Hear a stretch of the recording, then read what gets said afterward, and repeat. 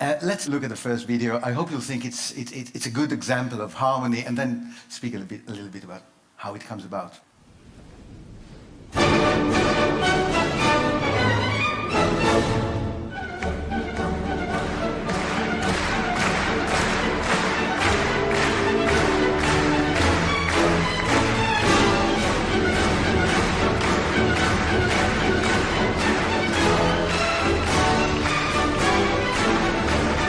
Was that nice? So if that was a sort of a success, now who should we thank for the success? I mean, obviously the orchestra musicians playing beautifully, the Vienna Philharmonic Orchestra. They don't often even look at the conductor.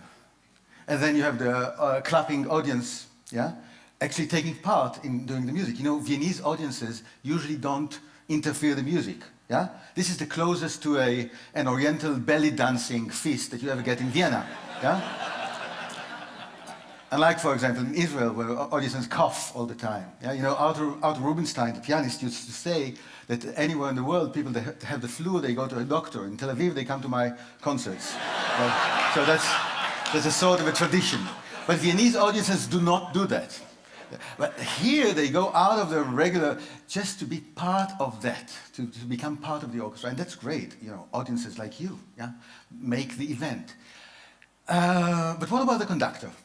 What can you say the conductor was doing actually? Yeah, he was happy, and I often show this, you know, to senior management. People get annoyed. You come to work. How come you're so happy? Something must be wrong there, yeah? But he's spreading happiness, and I think the happiness, that not all conductors do just that. Let's see somebody else, a great conductor, Riccardo Muti, please.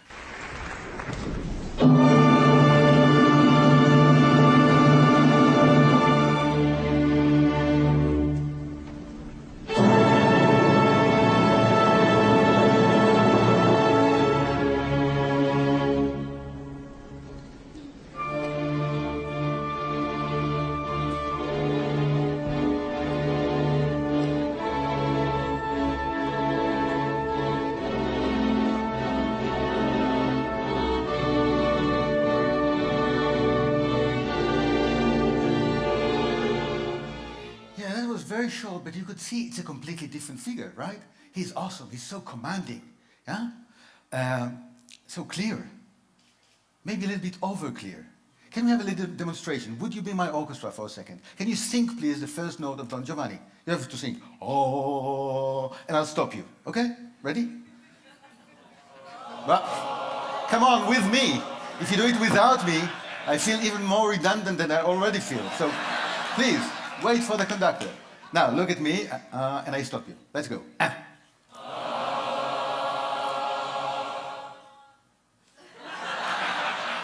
So we'll have a little chat later. But there's a vacancy for a...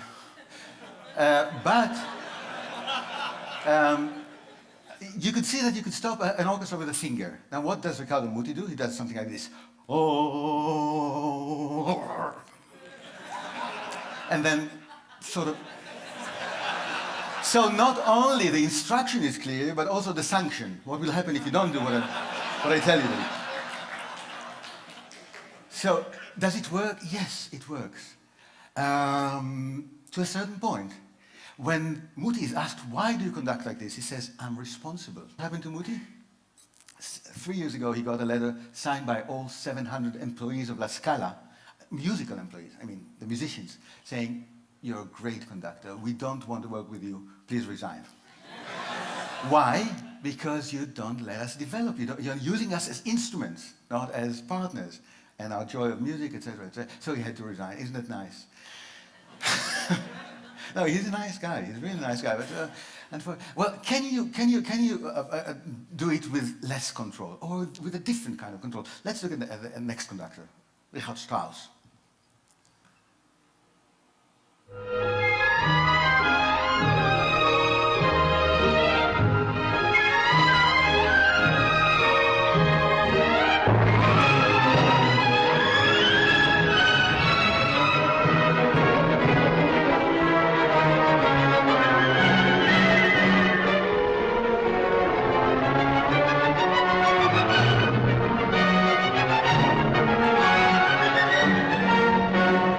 afraid you'll get the feeling that I really, you know, picked up on him because he's old, you know. And it's not true. When he was a young man, about 30, he wrote what he called the 10 Commandments for conductors.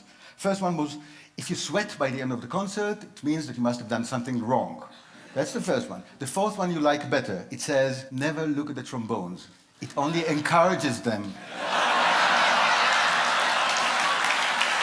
So the whole idea is really to let it happen by itself. Do not interfere. But how does it happen? Did you see him turning pages in the score? Now, either he's senile and doesn't remember his own music because he wrote the music, or he's actually transferring a very strong message to them saying, come on guys, you have to play by the book. So it's not about my story, it's not about your stories, it's only the execution of the rhythm music, no interpretation. Interpretation is the real story of the performer. So no, doesn't want that. That's a different kind of control. Let's see another super conductor, a German superconductor, Herbert Von Karajan, please.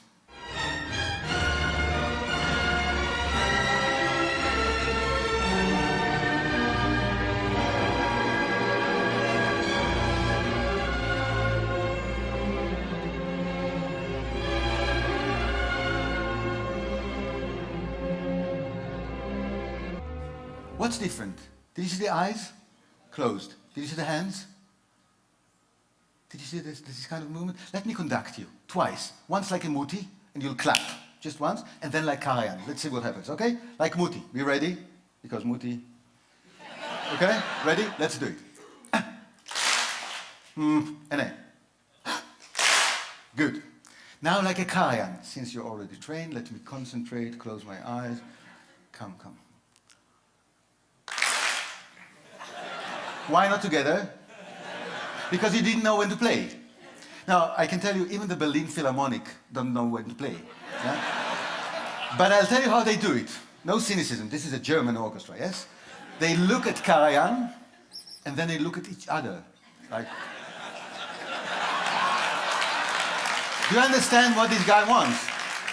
And after doing that, they really look at each other, and the first players of the orchestra lead the whole ensemble in playing together. And when Karajan is asked about it, he actually says, yes, the worst damage I can do to my orchestra is to give them a clear instruction, because that would prevent the ensemble, the listening to each other that's needed for an orchestra. Now that's great. What about the eyes? Why are the eyes closed? Yeah? There's a wonderful story about Karajan conducting in London, and he cues in a flute player like this. The guy has no idea what to do. So, Maestro, with all due respect, when should I start? What do you think Karajan's reply was? When should I start? Oh yeah. He says, you start when you can't stand it anymore. Meaning that you know you have no authority to change anything. It's my music. The real music is only in Karajan's head, and you have to guess my mind. So you are under tremendous pressure because I don't give you an instruction, and yet you have to guess my mind. So it's a different kind of a very spiritual, but yet very firm control. Can we do it in another way? Of course we can. Let's go back to the first conductor we've seen, Carlos Kliber, his name. Next video, please.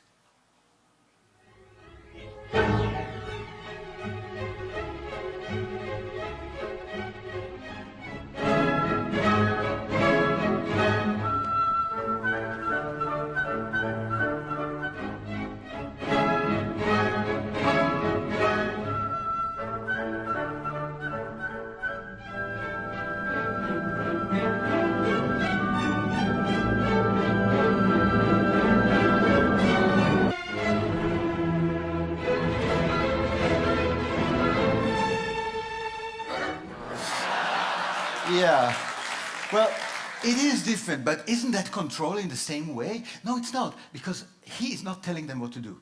When he does this, it's not take your Stradivarius and, like Jimi Hendrix, smash it on the floor. Yeah, it's not that. He says, this is the gesture of the music. I'm opening a space for you to put in another layer of interpretation. That is another story.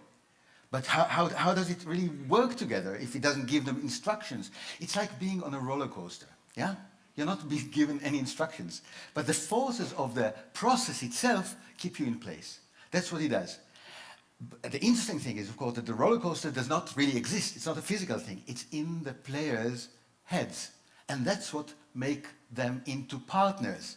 You have the plan in your head. You know what to do, even though Kliber is not conducting you, but rather here and there and that. You know what to do, and you become a partner, building the roller coaster, yeah, with sound as you actually take the ride. This is very exciting for those players. They do need to go to a sanatorium for 2 weeks later. But it is very tiring, yeah. But it's the best music making like this. But of course, it's not only about motivation and giving them a lot of physical energy. You also have to be very professional.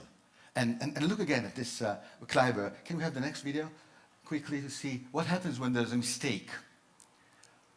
Again, you see the beautiful body language.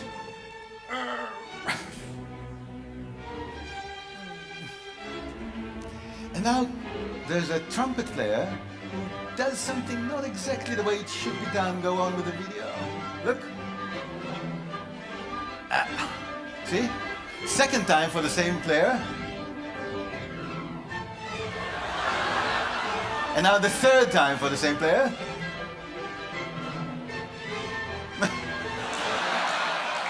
Wait for me after the concert. I have a short notice to give you. You know, when it's needed, the authority is there. It's very important. But authority is not enough to make people your partners. Let's see the next video, please. See what happens here. You might be surprised having seen Kliber as such a hyperactive guy. He's conducting Mozart. The whole orchestra is playing. Now something else. Huh?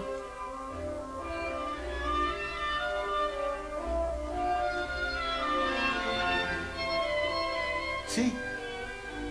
He is there 100%, but not commanding, not telling what to do, rather enjoying what the soloist is doing. First of all, it's a kind of a compliment we all like to get. It's not a feedback. It's, yeah, it comes from here. So that's a good thing. And the second thing, it's about actually being in control, but in a very special way. When Kliber does, did you see the eyes going from here? Come, you know what happens? Gravitation is no more.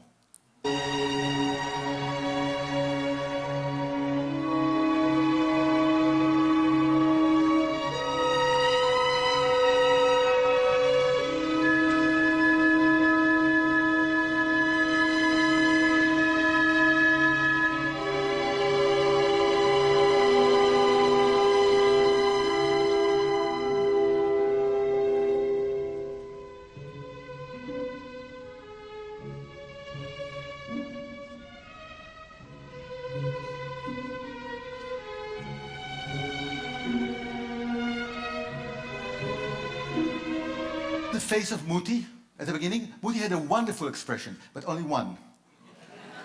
Did you see Lenny's face? You know why? Because the meaning of the music is pain. And you were playing a painful sound, and you look at Lenny, and he's suffering, but not in a way that you want to stop. He's suffering like, you know, enjoying himself in a Jewish way, as they say. Yeah? Not only suffering, but you can see the music on his face. You can see that the baton left his hand, no more baton. Now it's about you, the player, telling the story. Now it's a reverse thing. You're telling a story, and you're telling a story, and even briefly, you become the storyteller to which the community, the whole community, listens to. And Bernstein enables that. Isn't that wonderful? Now, if you're doing all the things we talked about together, and maybe some others, you can get to this wonderful point of doing without doing. And for the last video, I think this is simply the best title. My friend Peter says, if you love something, give it away. So, please.